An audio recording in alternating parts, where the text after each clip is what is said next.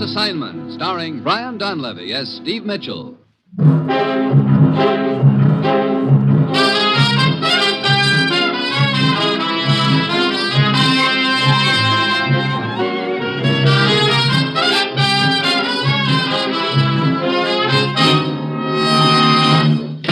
Morning, Commissioner. Morning, Steve. How was the flight back from Switzerland? Smooth as silk. Just got in. Glad you liked it, because you're taking the next plane for Cairo.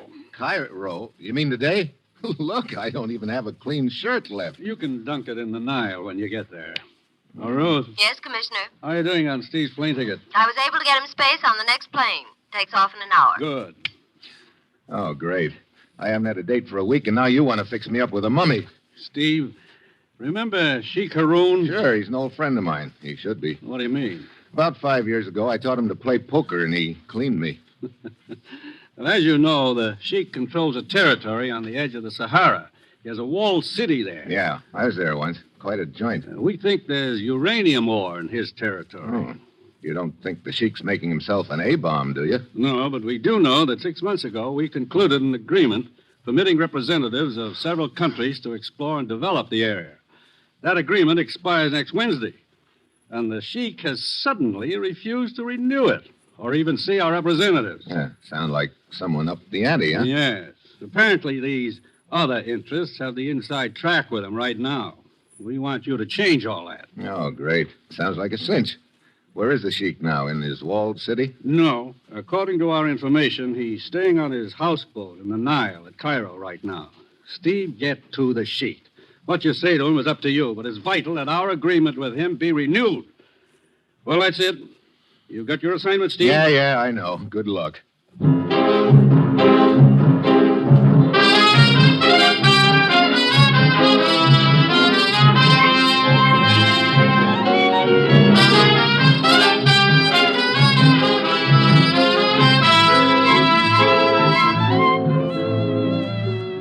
National Broadcasting Company is proud to present Dangerous Assignment, starring Brian Donlevy as Steve Mitchell, colorful, two-fisted government agent. At all those places of the world where danger and intrigue walk hand in hand, there you will find Steve Mitchell on another Dangerous Assignment.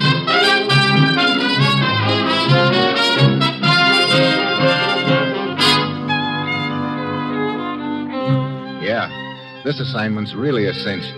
All I have to do is stick my nose into a hornet's nest of more power politics and change the whole course of events, just by reminding the leader of 30,000 fanatical tribesmen that he and I used to be pals. So I slip a copy of How to Win Friends and Influence People into my suitcase and head for Cairo. It's Friday when I get there. I check in at the Delta Hotel, and then I head for the Sheik's houseboat on the Nile.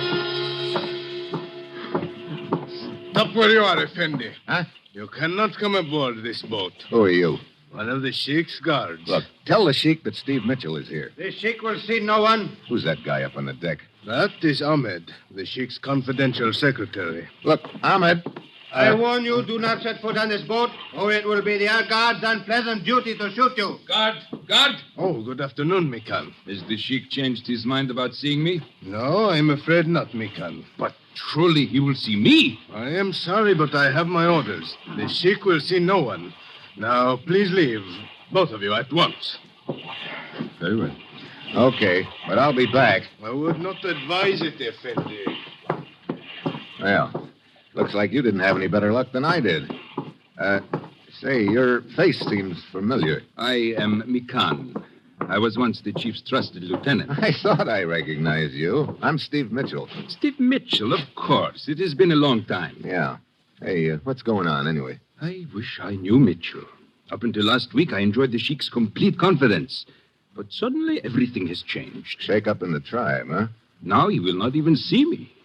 Something must have turned him against me. Something or someone. I must have turned him against just about everybody. How about that secretary, Ahmed? I have been wondering about him. He's been acting strangely the last few days. I've asked him several times to get me an audience with the Sheik, but he seems very evasive. I wonder if somebody's paying him to be evasive. I do not know. Look, you know the lay of the land around here a lot better than I do. Maybe you can help me. I would be glad to if I thought I could, but it is very discouraging. Yeah, but somehow I've got to see the Sheik. Very well, Mitchell. I will try to help you. Meet me at the Sphinx Club at 8 tonight.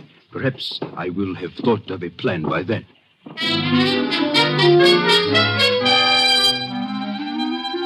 I get back to my hotel just in time to see a figure that looks like Ahmed scooting through the lobby. In my room, there's a bowl of fruit on the table with a note, compliments of the management. I pick out an apple and start for the window, thinking about the whole deal. Then, suddenly, I quit thinking and start listening. A sound is pecking away at my ears. A faint sound, but it keeps up. Then it registers. I whirl around. It's coming from across the room, the table, the bowl of fruit. I grab the bowl, run to the window, open it, and then I heave it out in the garden below.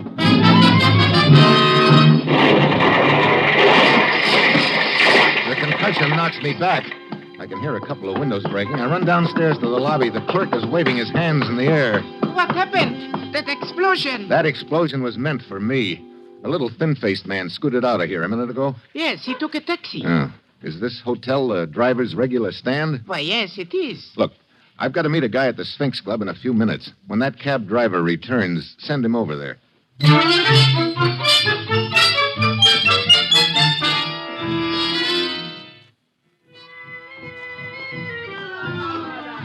Welcome to my humble Sphinx Club, sir. You're just in time for the entertainment. I am looking for a guy named Mikan. Ladies and gentlemen, Mitchell, as a special over here. added attraction, Hello, the Mikan. Sphinx Club Please is sit proud down. to present Thanks. an I almost didn't make it tonight. entertainer, Looks like Ahmed Eddie planted a bomb in my room. What? What Mitchell did? Look, you found out anything yet? Only that the Sheik is no longer on his houseboat. That doesn't do us much good. Huh? Hey, who's that guy out there talking about Hollywood? His name is Eddie Martel, a very clever entertainer. Listen to him. I think you will find him amusing. I'd like to give you my humble impression of a few American movie stars, so let's see if you can recognize them. Now, can I have your attention, please? All of you at the back of the room there? All right. Now, how about this impression? Now, listen, baby. I don't want to have any trouble with you. We do it my way or we don't do it at all. Oh, Hey, you're he's not really bad. sharp He tonight. seems to be very popular yeah, here. That's right. Let's try this one now. Yeah. No, see here. You can't talk like that to a man of the old sod, you know. I won't stand for it. You hear? I won't stand for it. Barrymore Fitzgerald. Yeah. Oh, you're really baksheesh tonight. Okay. All right, here's one more. All right, try to catch this one now. If I were king, Olive, if I were king, what treasures I would bring. Van Johnson. Van Johnson. Oh, who was it? Who was it said Van Johnson? All right, waiter, take that man and his table and put him on the Nile, will you? well,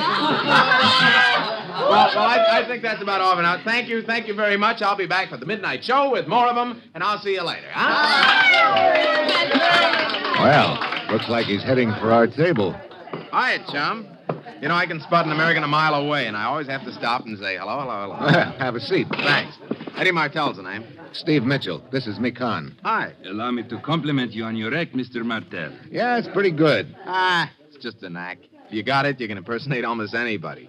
Now, take you, for instance, Mr. Mitchell. I haven't heard much of your voice, but... I think this might sound something like it, huh? Is that close? Not bad. Mitchell Effendi. Steve Mitchell. Over here. There is a telephone call for you. For me? Are you sure? Yes, sir. If you will come with me. Okay. Excuse me, I'll be back in a minute. Yeah, sure. Of course. Where is the phone? In the back room. Mitchell Effendi, a cab driver came in here a minute ago. He said you wanted to see him. Oh, yeah, I do. Here we are. There is the phone over on the table. I will send the cab driver back when you are through with your call. Okay, thanks. Hello? Good evening, Steve Mitchell. Sheik Haroun. Hey, where are you? Here in Cairo. Look, I've been trying to see you. I know.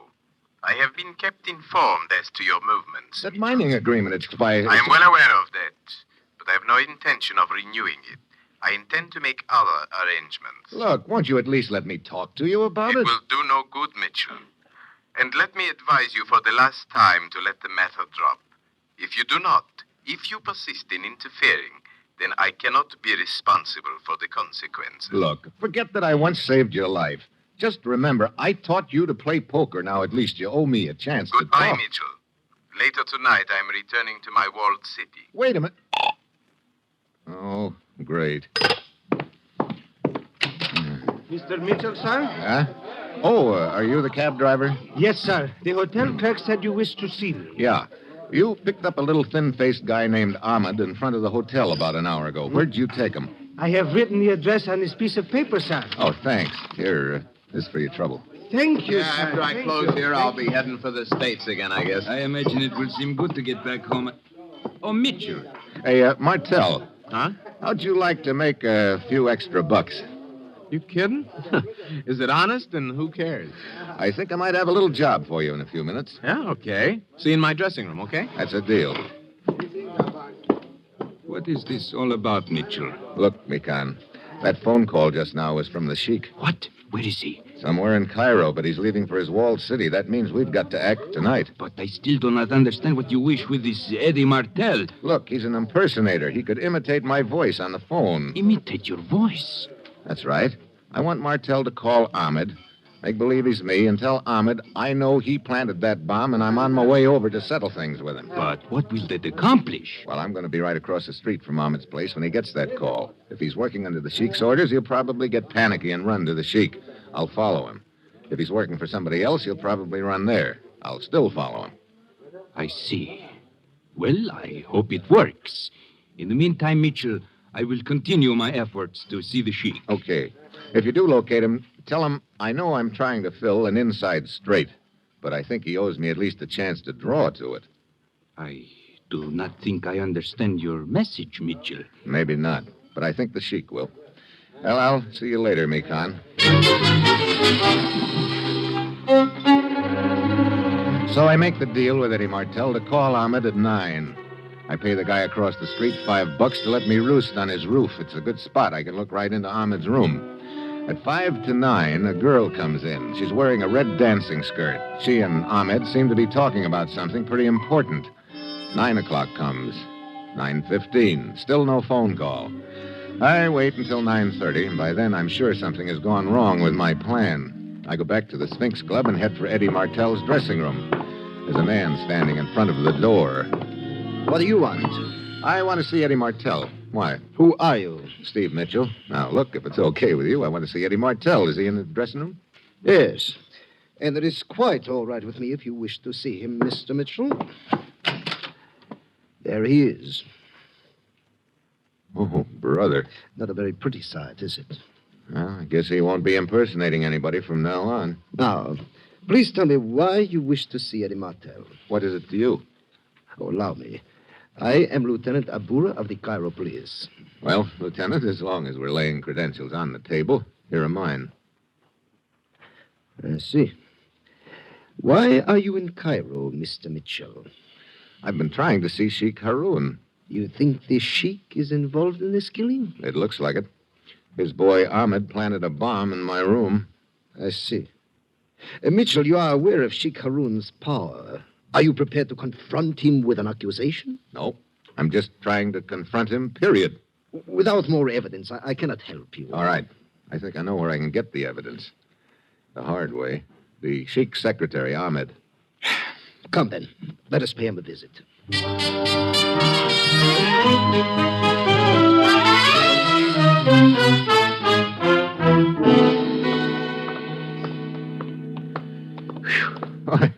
Really hot tonight, Lieutenant. Yes, and the air is quite still.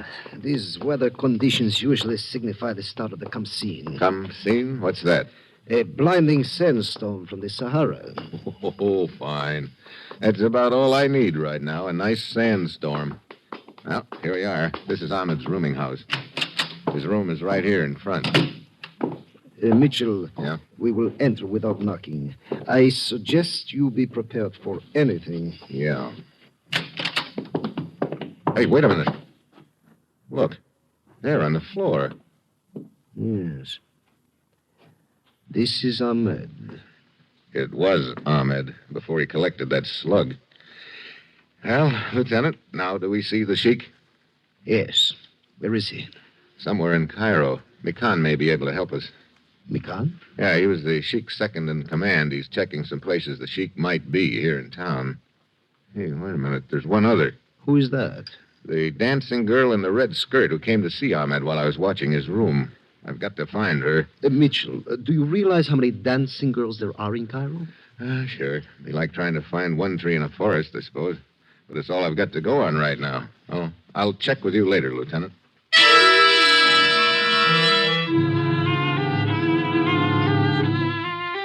For the next 3 hours, I cover every cafe, bar, and dive I can find.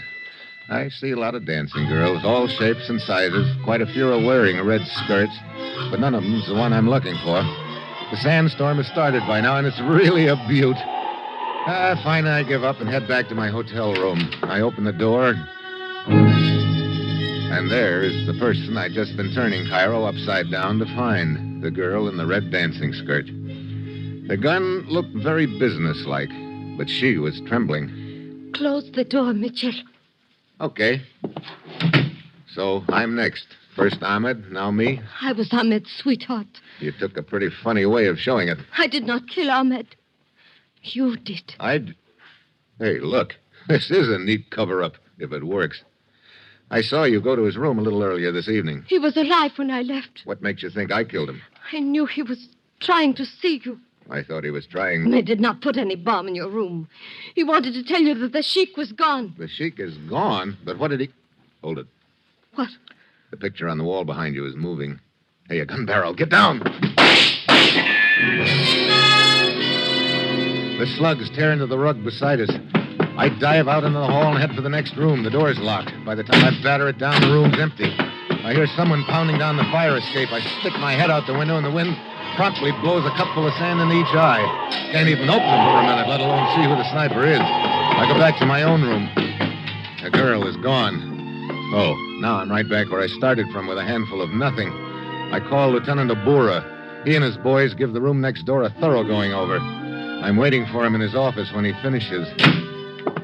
Mitchell, I thought you said the Sheik was a friend of yours. I did. Why? We went over the hotel room next to yours very thoroughly. The one from which you were shot at. Mm-hmm. There were several cigarette butts and a half-empty glass of water. So the sniper had been waiting there for me. Well, what's that got to do with the Sheik? The fingerprints on that glass were his. What? Are you sure? Of course I am sure. Several years ago, during a political uprising, the Sheik was a guest of ours, temporarily. We got his fingerprints then. They matched the ones on the glass. Well, after this, I'll pick my friends more carefully. Mitchell, I will tell you frankly, I do not know quite what to do about this. Even though the Sheik's fingerprints are on that glass, it would be a very delicate and dangerous thing to go out to his walled city and formally accuse him of an attempt on your life. His tribesmen are fanatically loyal to him. Excuse me. Sure. Lieutenant Abura speaking. What? Oh, just a minute. It is for you, Mitchell. Oh? Hello?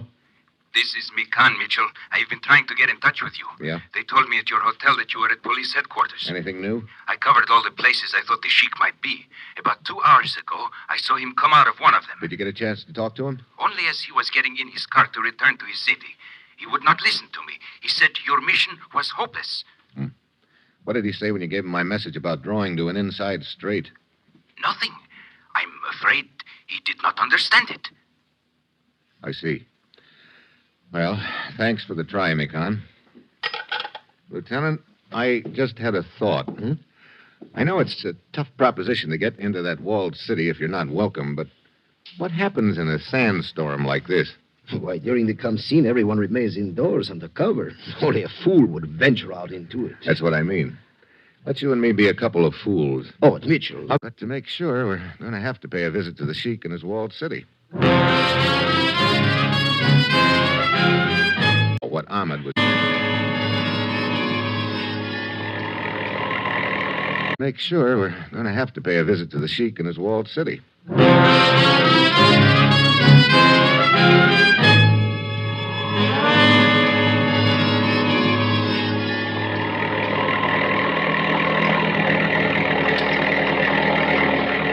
the walls, just ahead, Mitchell.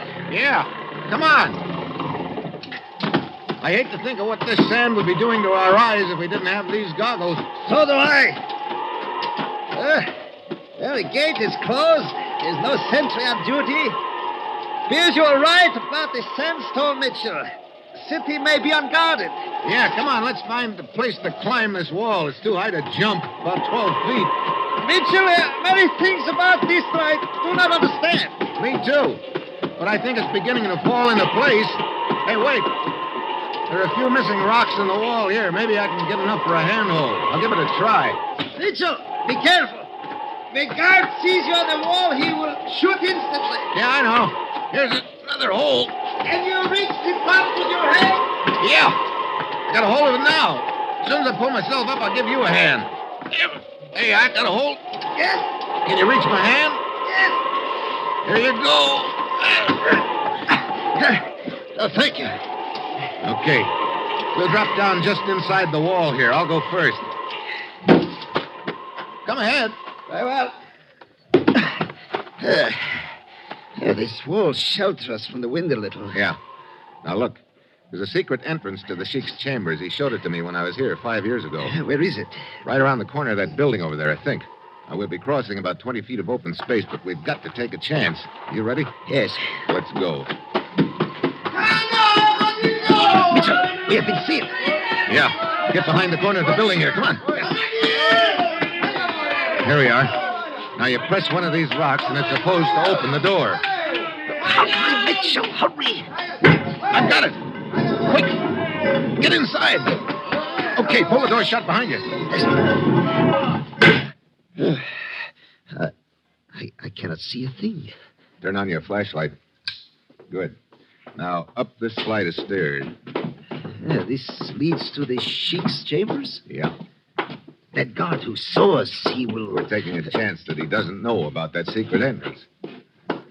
Okay. This door takes us right into the Sheik's room. Now, get ready for anything, Lieutenant.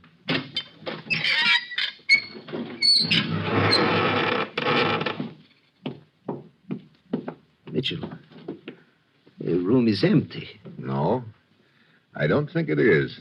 Mikon should be here. You are very clever, Mitchell. Stand quite still, both of you. Hello, Mikon. You're a very persistent man, Mitchell. Not quite as persistent as you are, I guess.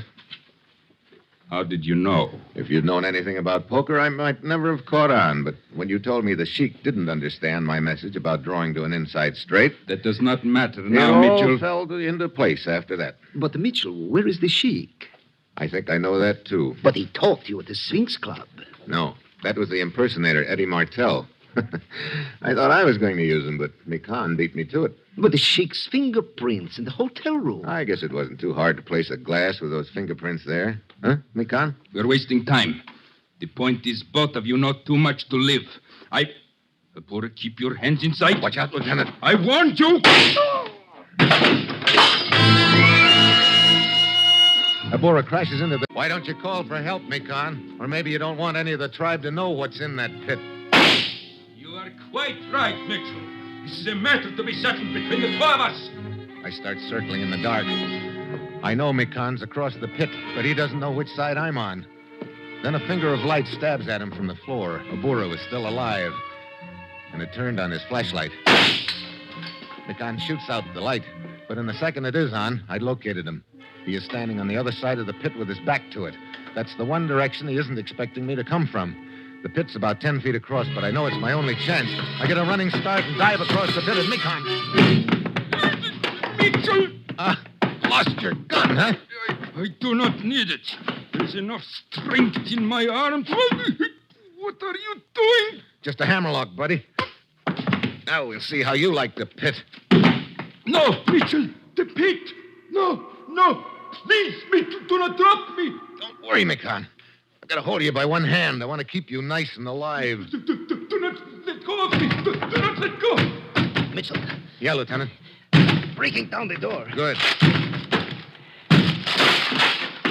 Joseph, bring in the light, quickly. It is a guard. Keep him covered for a minute, Lieutenant. Yes. Stand back, both of you. What is the matter? God, get me out of here. If he takes one step towards me, I'll drop you, Mikon. No, God, stay where you are.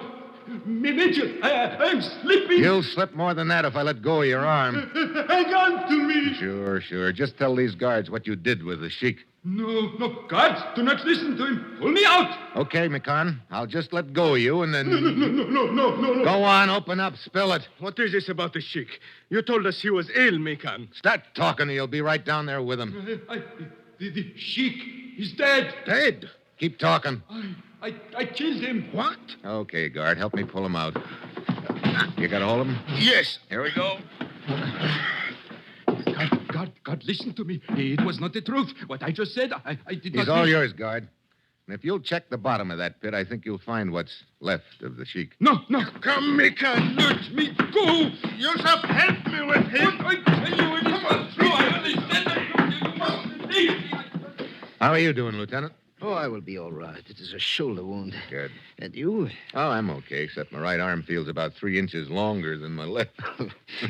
Mitchell, why did Mikan kill the Sheik? He knew the Sheik was going to renew our mining agreement. But Mikan had sold out to the other interests, so he killed the Sheik. But this business of making it look like the Sheik was still alive. Sure, until after the mining agreement had been signed with the boys who were paying Mikan off. And he could announce that the Sheik had met with an accident, and as second in command, Mikan would take over the tribe. What will happen now? Well, when the Sheik's boys find out that Mikan killed their leader, in order to change that agreement, I think they could be talked into preserving the status quo. You know, that's funny. What is? Well, you've heard the old saying, a little knowledge is a dangerous thing. How do you mean? Well, Mikan knew more about poker than he realized. He knew how to bluff, and that's a large part of the game. But if you're going to play a game, you better know all about it. Mikan should have known what an inside straight was. I see. Just what is an inside straight? Huh? You mean you don't know anything about poker either? No, not a thing. Ah, that's very interesting. Come on. You start the school as soon as we get back to Cairo. It may be that I've found me a pigeon. Pigeon? That's an American term meaning... Well, I think I'll let you find out what it means soon enough. Come on. Very well. We will play you a game, but just one favor. Sure, anything. Dealer's choice, deuces wild, my deck, and no limit. Oh, great. My pigeon has turned into a buzzard.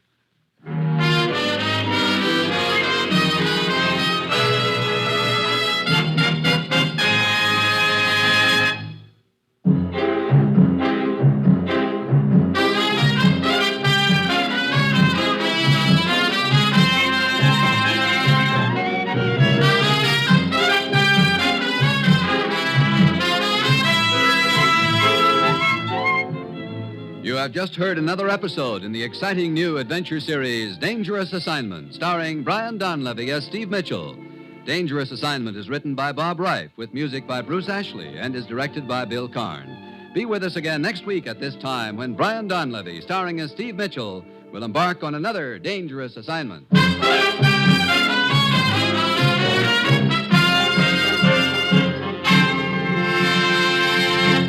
Throughout the week, NBC brings you unparalleled drama in action-packed mystery-adventure programs.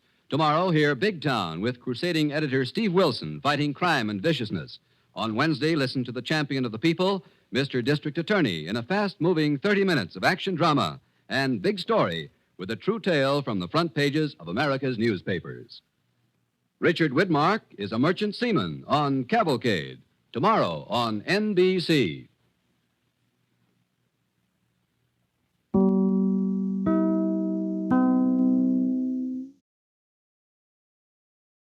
And Big Story, with a true tale from the front pages of America's newspapers. Richard Widmark is a merchant seaman on Cavalcade. Tomorrow on NBC.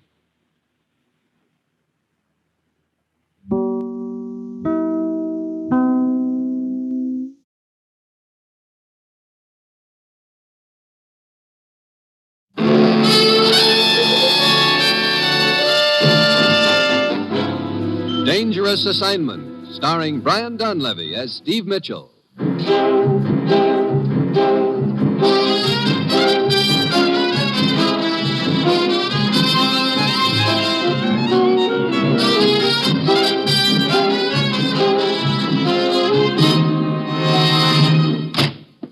Hi, Commissioner. Steve, have a seat. Thanks. I suppose you know you're ruining my reputation around this town. Every time I get out on a date, you haul me back here to the office and send me halfway around the world. Cheer up, Steve. They always keep a light burning in the window for you, don't they? Yeah, but if you're gone too long, that fire can die out, you know. Steve, ever have on a diving suit? Diving suit? Why, yeah, once. You're leaving for the Caribbean on the next plane. Your destination is Trinidad. I'm going to fly to Trinidad in a diving suit? You're going hunting for pirate treasure, Steve. There's no time now to go into the background. Go to Trinidad and show up in dungarees at the Trade Winds Bar. You'll be contacted there, and the contact will fill you in on the deal. Just a minute. Part of the deal doesn't by any chance involve getting into a diving suit, does it? It might. And Steve, this is a vital job. We're depending on you right down the line. Well, that's it. You've got your assignment. Good luck.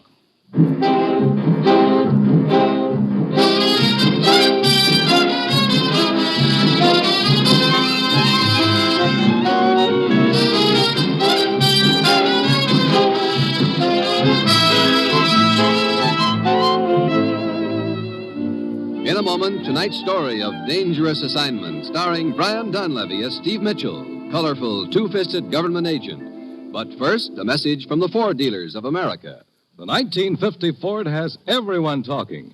Here is what Mr. R.L. Bell of Georgia, one of more than 410,000 enthusiastic owners, said about his 50 Ford. I've had my new Ford Club Coupe for 6 weeks and have driven it 6,700 miles. This operation was over all types of roads and under varying weather conditions, from Key West to the Great Smokies. It holds the road better than any car I've ever driven. And in 19 years of traveling, I've owned 8 makes of cars. For my money, it has more comfort than any low-price car on the market. My car is equipped with overdrive, and up to now, my gasoline mileage average has been 21 3/10 miles per gallon. Yes, Ford owners everywhere are finding out about the economy of the great new Ford. They're saving real money now because of Ford's low price. And they'll be saving real money for years to come because of Ford's low operating and maintenance cost. But see for yourself. Tomorrow, stop by your neighborhood Ford dealers. Get the facts on Ford economy. Then take the wheel and test drive the big new Ford.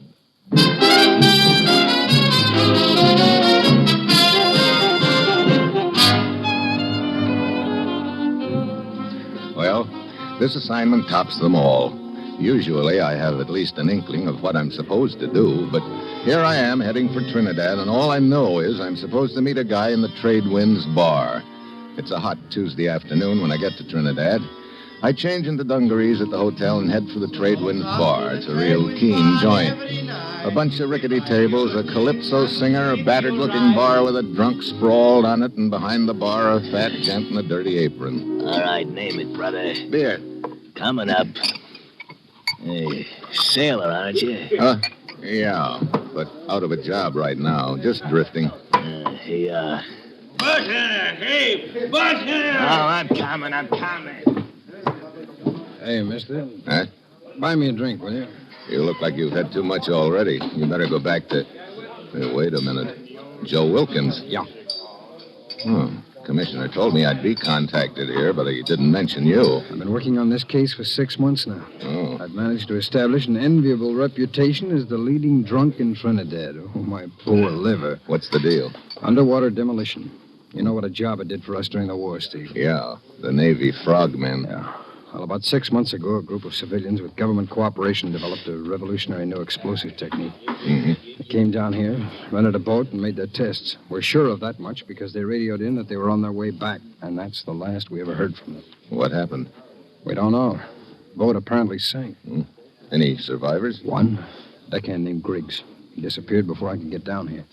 It's either one of two things, Steve. Griggs got away with the data they compiled, or else it's at the bottom of the Caribbean. You know, if that falls into the wrong hands, none of our ports and harbors would be safe. You got any line on Griggs? Not until 3 days ago. And Griggs popped up here in Trinidad looking real prosperous, throwing dough around. Well, maybe he sold the plan. I don't think so, Steve. He started outfitting a treasure hunting expedition. His outfit is shoving off tomorrow on a little boat called the Sea Witch. I've been trying to get a job on it. Hey, you could be walking into a lot of trouble. Steve, see that babe over there in the corner table alone? Yeah. What about her? That's Griggs' girlfriend. I can't get any information from her. I think she likes the more of your size. Okay. I'll give it a try. See you later. Hi. What do you want? To buy you a drink. Why not? Matter of fact, I'll buy you 2 drinks. And then what? Then we quit drinking. I'll be broke. Oh? Having it tough, huh? Yeah. It's pretty hard for a diver to get a job these days. A diver. Oh, why don't you get lost? What's the matter? Don't you like divers? Oh, sure, but they're never around. I know. I go with a guy who is a diver. Griggs. Oh. Hey, maybe this friend of yours, Griggs, could get me a job. I don't think so. It's some kind of a treasure hunting business. Teresa, button your lip. Hello, Griggs. Who's this joker? A guy who is kind enough to buy me a drink. Shove off, bud. Now, don't you think that's up to Teresa? You heard me. Get lost. Oh, sit down, Griggs, and quit showing your muscles. And, mister, maybe you'd better sort of... Okay, sure. Well, see you around. Maybe we can have that drink some other time. Yeah? There won't be any other time. You keep your eyes to yourself after this and don't get in your... How did you make out, Steve? Not so hot. The boyfriend showed up too soon. Yeah. Well, I sure wish we could get some. What's the matter? A little gent who just came in, the one in the white suit. Yeah, what about him? His name's Jeremiah. You'll hear all about him in a second. Lord Byron's tuning up right now. Lord Byron? Yeah, that's the calypso singer over there. Listen. Jeremiah is a fine man, he, the best man in all Trinidad colony. He's a good friend of sailors whose luck's very bad. The best man in colony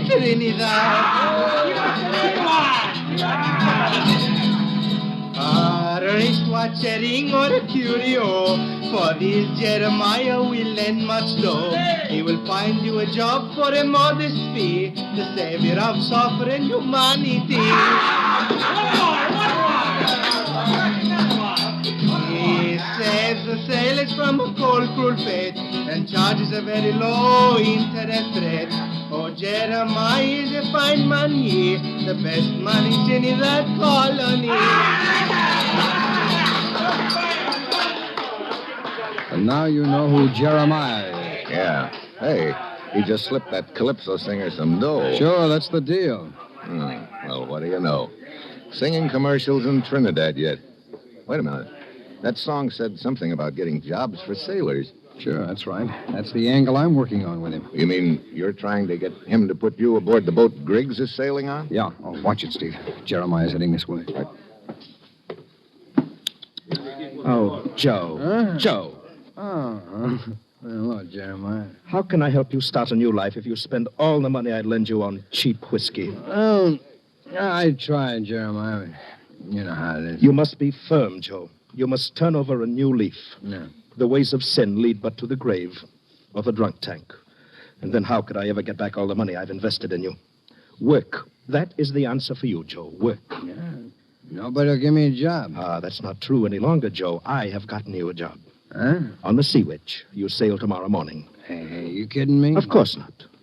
Joe, I see in you a noble man who has been corrupted by evil companions and unfortunate experiences.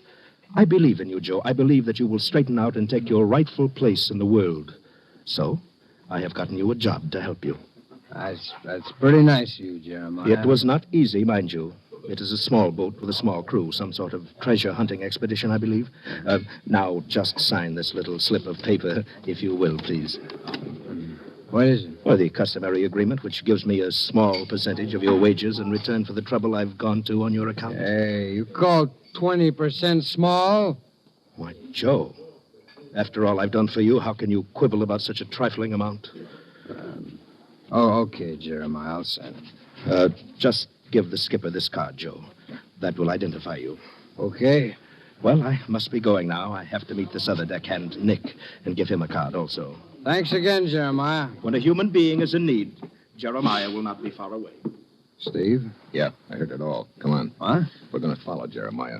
I'm cooking up an idea. If it works, you're going to have yourself a shipmate.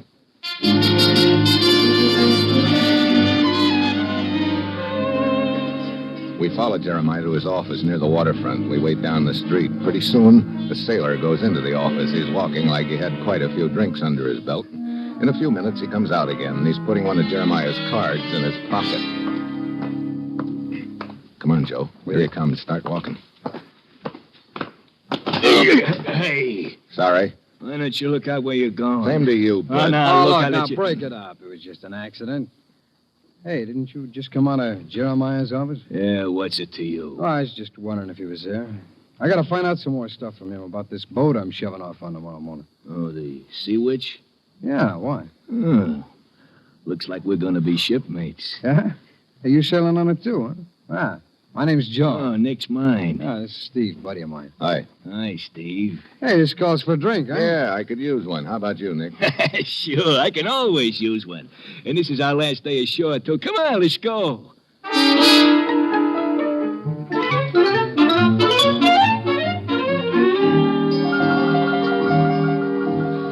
2 hours and 5 bars later, Joe and I managed to find out that Nick hasn't ever seen the skipper of the Sea Witch. Finally, Nick figures he's had too much. I gotta get out of here. Sure, Nick, sure. Here, give me a hand, Joe. Okay. No, easy, Nick. I need some fresh air. Yeah, that's where we're going, Fresh air. outside. There you are. Feel better now? Oh, yeah. Fresh air. It's wonderful. Catch him, Joe. I got him. Well, now what? Huh? Steve will have to take him to the police station, I guess. Yeah, it's right next door, too. Quite a coincidence, huh? Come on, I'll carry him. Okay. Brother, he's no lightweight. Here we are. Steve, sit him down on that chair over there. Yeah. Hello. What's all this? We've got a package for you. He's it. Drunk? Slightly. My name's Mitchell, Constable. Steve Mitchell. Here are my credentials. I say. What can I do for you, chap? You got a nice private cell where you could deposit this guy, Nick? Well, I suppose so. Ordinarily, we'd throw him into the drunk tank. Well, this isn't an ordinary occasion. I'll fill you in on it after you lock him up.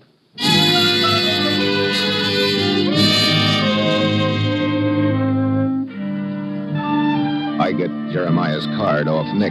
Then I make a deal with the constable. He puts Nick in a private cell and me in the drunk tank. And from now on, he's to call me Nick. Joe sends a message to the skipper that Nick is locked up. Then I roost there the rest of the night, watching a few assorted cases of DTs. Morning finally comes, and with it comes a visitor. All right, now. Look alive, chums. Which one of you is Nick? I am. On your feet, then. Here's someone to pick you up. Who are you? The skipper. We'll see your card. Here it is. Come on. Get moving, Nick. Okay, let's go.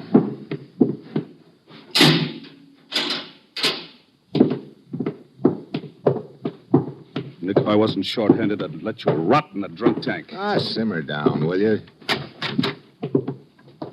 We shove off in an hour. Be aboard. Sure. I'll get my gear together and be down there in plenty of time. I'll see you later, Skipper.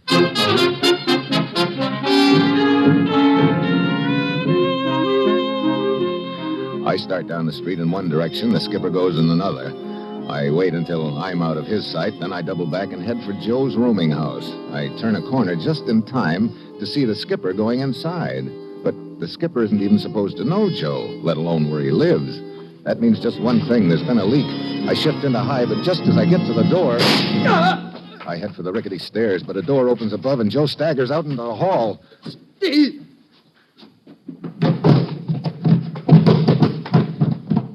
Joe, here, let me... No, it's too late, Steve. The skipper? Yeah. He doesn't know about you, Steve. I told him I was working alone. Get aboard the Sea Witch, Steve. You're on your own.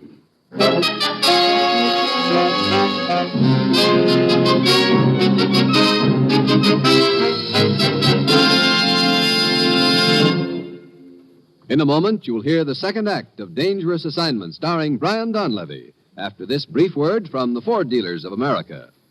All over the country, folks are praising the beautiful new Ford, and no wonder. For this car is a masterpiece of sleek fashion styling. But there's more than style in the new Ford, much more. There's safety, too. Safety that's built into Ford features, into its dependable Magic Action king-size brakes, for example, into its sturdy all-steel lifeguard body, and into its advanced steering mechanism. And the new Ford brings you economy, too. It's low in first cost and high in resale value. It's thrifty on gas and oil and inexpensive to maintain. So before you buy any car at any price, stop by your neighborhood Ford dealers. Look over the new Ford for beauty. Check its many safety features. Get the facts about Ford economy. Then discover the flashing performance and big car comfort of this truly great car. Test drive the 100-horsepower V8 or its companion in quality, the 95-horsepower 6. See, hear, and feel why the big new Ford is the one fine car in the low-price field. And now, here is the second act of Dangerous Assignment.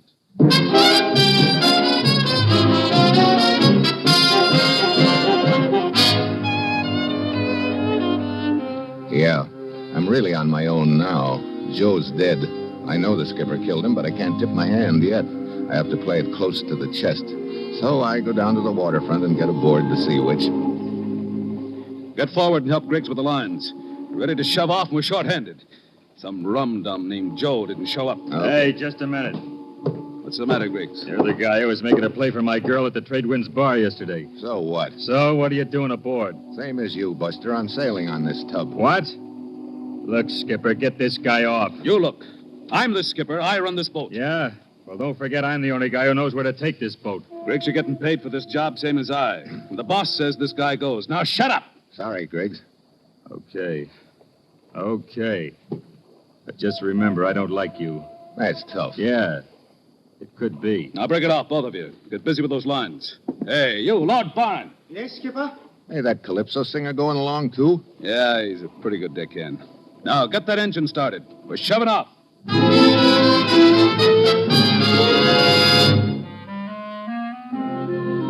I watch the shoreline of Trinidad fade away, and I wonder if I'll ever see it again. Joe and I had figured we'd be 2 against 3 when the showdown came, but now it looks like it's 1 against 3. I can't figure out where Lord Byron, the Calypso singer, stands in the deal, so the third day out, I'm on deck when I hear him singing. Oh, the sea which you sail on the Carib Sea, the hunt buried treasure for you and me. If we don't find the treasure, then the hunt is done. Lord Byron don't care, 'cause he still have fun. You sound like you don't care whether we find this treasure or not. Oh, many people seek treasure, Nick. Few of them ever find it. But it's fun looking. Hey, did you ever sail with Griggs or the skipper before? No. You know, I have a theory that you can trust a happy man. Well, you and me, Nick, we are happy people, but the skipper and Griggs, they're not. It's too bad. Yeah. Look, if you ever hear the skipper and Griggs talking about me, I'd like you to come and tell me right away. Sure, Nick. I'll come and tell you right away if I hear anything. Good. Okay, Nick. This is it. Aye? You're going to work. What do you mean, Skipper? Get into a diving suit. What? You heard me? I want you to go down and see if we're over that sunken ship. What's the matter with Griggs? I thought he was the diver. He's got a bellyache. Oh. Kind of hit him all of a sudden, didn't it? Yeah, it did. Look, I was told you were a diver, too. Well, sure. Sure I am. Then get into the suit. Lord Byron will tend your lines and man the pump. Get moving.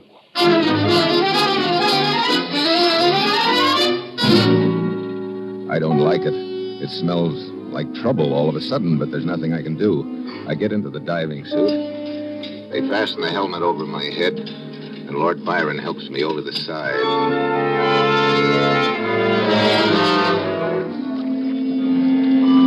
On the bottom, it's cold and murky and quiet.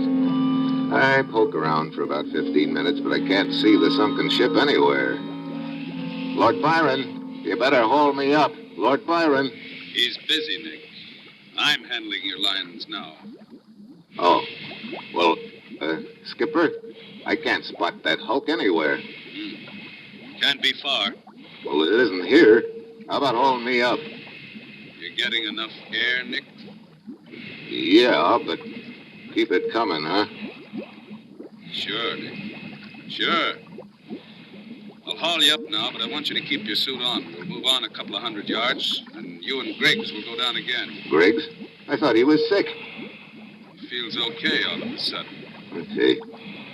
Look, come on, haul me up, will you? Getting lonesome down here. Sure, Nick. Sure.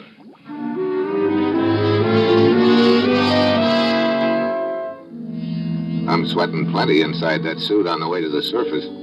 For a couple of grim seconds, when the skipper was asking me about my air supply, I figured he was onto me and playing cat and mouse. Yeah, it was good to get that fishbowl off of my head. Yeah, I thought I was in trouble then, but if I could have seen what was happening at the Trinidad jail, I'd have known how much trouble I really was in. Good morning, Constable. Oh, Jeremiah. Down here to save a few souls this morning? I am making my usual visit to offer my services to any unfortunate sailors who may have fallen in with evil companions, yes. Well, the crop we've got in the tank this morning don't seem to have much of value on them. My good man, you do not seem to realize that pawning articles is but a minor thing with me. My larger aim is to serve humanity. Of course. Clumsy of me to forget, Jeremiah. Well, you know where the drunk tank is. Help yourself. Thank you. Jeremiah. Who called me? Jeremiah, over here. Why, Nick. Nick, you're supposed to be out on the Sea Witch. Two guys got me drunk and hauled me in here. Who were they? One of them's name was Joe. The other I don't remember. Joe was taken care of before the Sea Witch sailed. Do you still have my card? No, it was gone when I came to. I see. This friend of Joe's must have taken your place, Nick. I will get a message to the Sea Witch at once.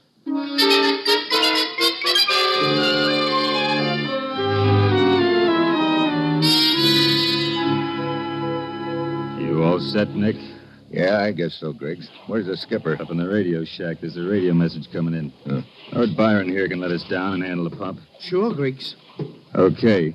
You go down first and wait for me. Don't do anything until I get down there. Okay. Screw his faceplate on, Lord Byron. Sure, Griggs. Okay. Lower him.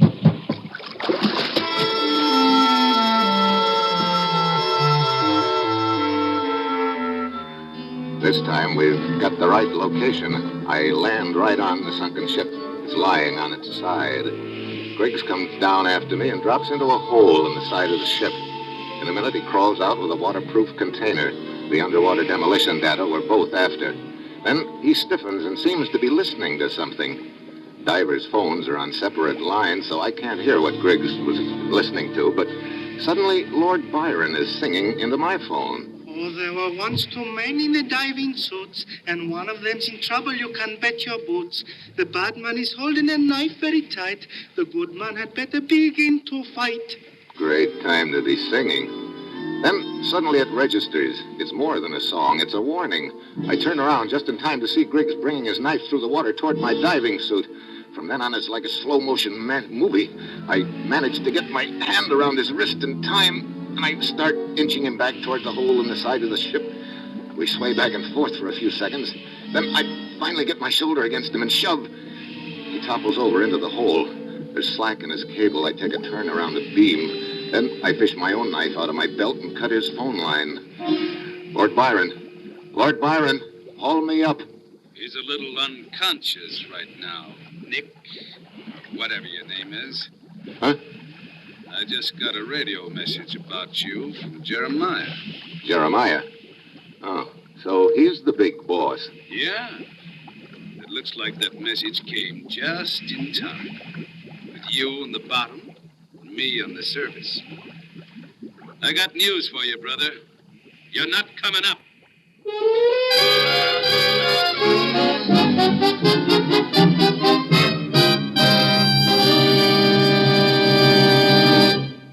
In a moment, the conclusion of Dangerous Assignment. Now, a brief message from the Ford dealers of America. Owners everywhere are raving about their 1950 Fords.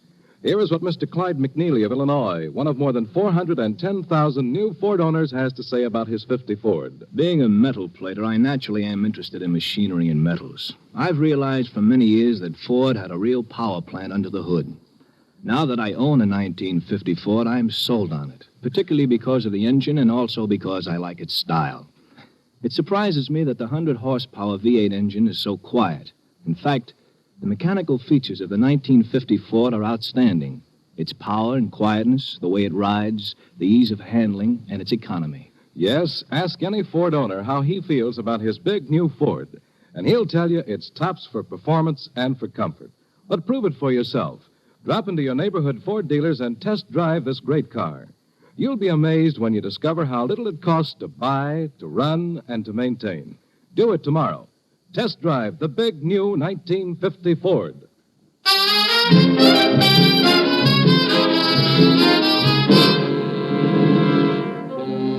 Did you hear what I said?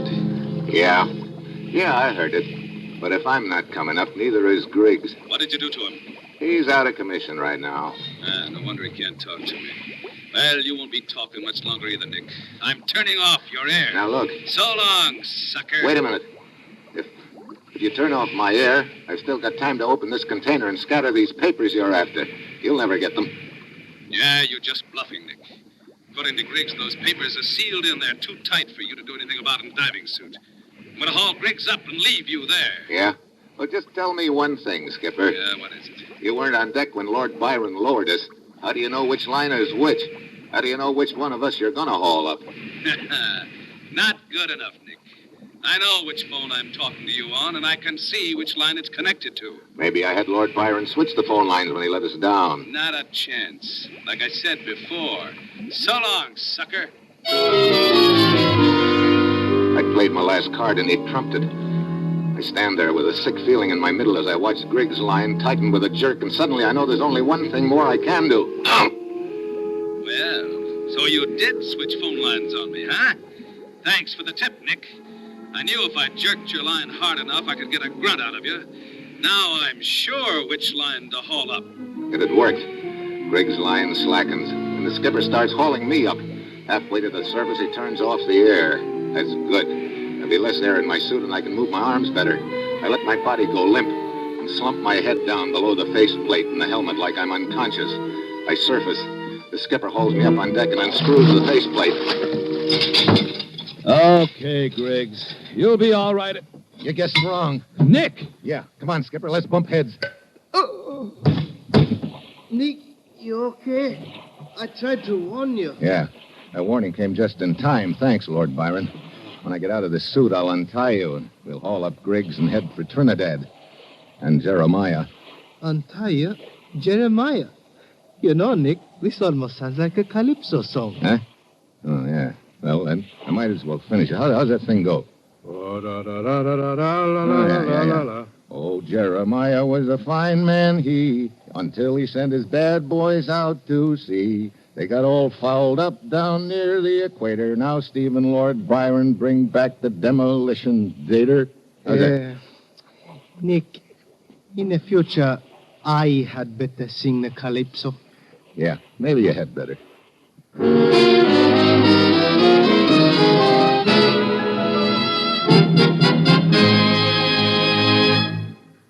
You have just heard another episode in the exciting new adventure series Dangerous Assignment, starring Brian Donlevy as Steve Mitchell. Dangerous Assignment, written by Bob Reif with music by Bruce Ashley, is directed by Bill Karn. Be with us next week at this time when Brian Donlevy, starring as Steve Mitchell, will embark on another Dangerous Assignment.